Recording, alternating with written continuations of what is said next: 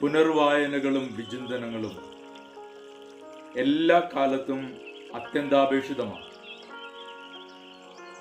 എല്ലാ മനുഷ്യരും തങ്ങളുടെ ജീവിതയാത്രാ വഴിയിൽ നടന്നു പോകുന്ന വഴിയും ലക്ഷ്യവുമൊക്കെ പലവട്ടം പരിശോധിക്കേണ്ടതുണ്ട്. ഒരുപക്ഷെ നടന്നു പോരുന്ന വഴിയും ഉദ്ദേശിക്കുന്ന ലക്ഷ്യവും തമ്മിൽ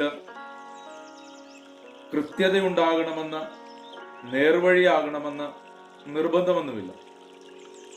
നാം പോലും അറിയാതെ വഴിതെറ്റിപ്പോകാനുള്ള സാധ്യത നിലനിൽക്കുന്നുണ്ട്.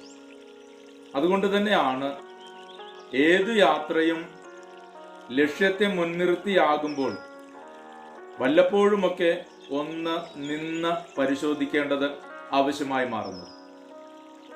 ഇന്നത്തെ സുവിശേഷവും ഒന്നാം വായനവും അങ്ങനെയൊരു ചിന്തയാണ് നമുക്ക് നൽകുക. യെശയ്യായുടെ പുസ്തകം 1-ാം അധ്യായത്തിൽ പ്രവാചകന് ലഭിക്കുന്ന അരുളപ്പാടാണ് പറയുക. എന്തിനു വേണ്ടി പ്രവാചകൻ അയക്കപ്പെടുന്നുവെന്ന് മുന്നേ കൂട്ടി ഒന്ന് ഓർമ്മപ്പെടുത്തുന്നു. അല്ലെങ്കിൽ ആ കാലഘട്ടത്തിന്റെ സവിശേഷത എന്തെന്ന് പറഞ്ഞു വയ്ക്കുകയാണ് അവിടെ പറയുന്നൊരു വാചകം വളരെ ശ്രദ്ധേയമാണ്. കുറച്ചുപേരില്ലായിരുന്നുവെങ്കിൽ സൊദോം ഗൊമോറ പോലെ ഇത് നശിക്കുമായിരുന്നു. സൊദോം ഗൊമോറ നശിപ്പിക്കുന്നതിന് മുൻപ് 50 നീതിമാന്മാരെങ്കിലും ഉണ്ടെങ്കിൽ എന്നൊരു ചോദ്യം അബ്രഹാം ഉയർത്തുന്നുണ്ട്. അപ്പോൾ അതുപോലെ കുറച്ച് നീതിമാന്മാർ ജീവിച്ചിരിക്കുന്നത് കൊണ്ടാണ് ഇസ്രായേൽ ചാരകൂമ്പാരമായി മാറാതിരുന്നതെന്ന് പ്രവാചകൻ ഒരു ഓർമ്മപ്പെടുത്തൽ. കാരണം പലപ്പോഴും ദൈവത്തിൽ നിന്ന് വ്യതിചലിച്ചൊരു യാത്രയാണ് അവർ നടത്തിക്കൊണ്ടിരുന്നത്. അതാണ് പ്രവാചകന്റെ മുന്നിലേക്ക് ലഭിച്ച അരുളപ്പാട്. ഇന്ന് മത്തായിയുടെ സുവിശേഷം 23-ാം അധ്യായം 1 മുതൽ 12 വരെയുള്ള വാക്യങ്ങൾ ഫരിസേയരെ യേശുനാഥൻ ചോദ്യം ചെയ്യുന്നതാണ്. അവരുടെ ജീവിതത്തിന്റെ പ്രവൃത്തിയെയും അവരുടെ കാപട്യത്തെയും ജനമധ്യേ അംഗീകാരം ലഭിക്കുന്നതിന് വേണ്ടി ചെയ്തു കൂട്ടുന്ന കാര്യങ്ങളെയുമാണ് യേശുനാഥൻ ചോദ്യം ചെയ്യുക. ദീർഘമായ ഒരു ആക്ഷേപ രീതിയിലുള്ള വാക്കുകളാണ് നമ്മളിവിടെ കാണുന്നത്. പക്ഷെ അത് നമ്മൾ വായിച്ച് അവസാനിപ്പിക്കുന്ന സമയത്ത് നമ്മോട് പറഞ്ഞു വയ്ക്കുന്ന ഒരു കാര്യം, യേശുവിൻ്റെ കാലത്ത് അത് ഫരിസേയരായിരുന്നുവെങ്കിൽ ഇന്നത് നമ്മളാണ്. നമ്മളോട് ഓരോരുത്തരോടുമുള്ള ഒരു ചോദ്യമാണ്.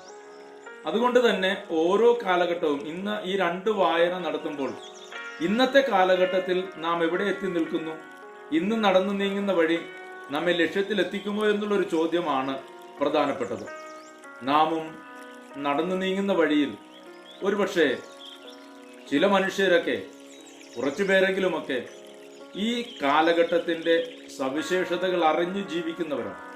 എന്നാൽ ബഹുഭൂരിപക്ഷം പേരും തങ്ങളുടെ ജീവിതത്തിൽ നിന്ന് പ്രതീക്ഷിക്കുന്ന നന്മകളെ അറിയാതെ പോകുന്നുണ്ട്. നമ്മളിത് ഏത് ഗണത്തിൽപ്പെടുന്നു എന്ന് ചിന്തിച്ചാൽ മതി. നമ്മളൊക്കെ ഓരോരുത്തരും ആത്മീയ ജീവിതത്തിൽ ക്രിസ്തുവിനോടൊപ്പമാണ്. നാമൊക്കെ പേരിന് ക്രൈസ്തവരുമാണ്. യേശുനാഥൻ ഫരിസേയരുടെ നേരെ വിരൽ ചൂണ്ടിപ്പിടിച്ച് ചോദിച്ച ചോദ്യം നമ്മളോട് ചോദിക്കുന്നുണ്ടോ എന്നും അതിനുത്തരം പറയാൻ നാം പ്രാപ്തരാണോ എന്നും സ്വയം അന്വേഷിക്കുന്ന കാലഘട്ടത്തിനെയാണ് ഈ തപസ്സുകാലം എന്ന് പറയുക. അതുകൊണ്ട് ഫരിസേയരോട് ചോദിച്ച ചോദ്യം ഇന്ന് ഈ കാലഘട്ടത്തിൽ നമ്മോടാണ് ചോദിക്കുന്നതെന്ന് മനസ്സിലാക്കി ഉത്തരം കണ്ടെത്താനായി പരിശ്രമിക്കുക, അല്ല എങ്കിൽ തിരുത്തി മുന്നേറാനായി പരിശ്രമിക്കുക.